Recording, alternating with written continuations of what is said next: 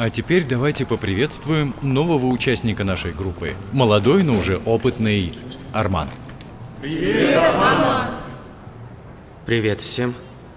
Меня зовут Арман, и я взяточник. Все началось с маленькой дозы. Помню, как я сильно волновался. Затем со временем волнение прошло, и дозы увеличивались. Я пристрастился к деньгам. Бывало так, что за день я зарабатывал месячную зарплату. Жить стало лучше. Дорогие вещи, новая машина. Но люди у нас жадные, не хотят давать. А я не люблю торговаться. Разве я много прошу? Но недавно один случай изменил мою жизнь.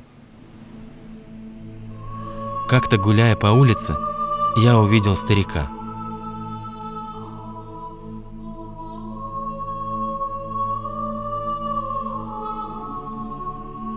Он издалека смотрел на меня. Его руки дрожали. И я вспомнил этого человека. Он не хотел платить мне, а я отказался подписывать. Кем я стал? Сколько людей пострадало из-за меня? Как я оказался среди коррупционеров?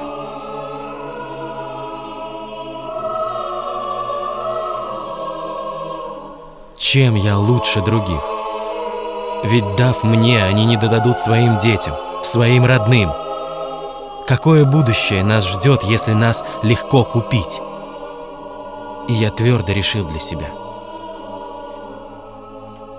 Я начинаю новую жизнь. Жизнь без коррупции.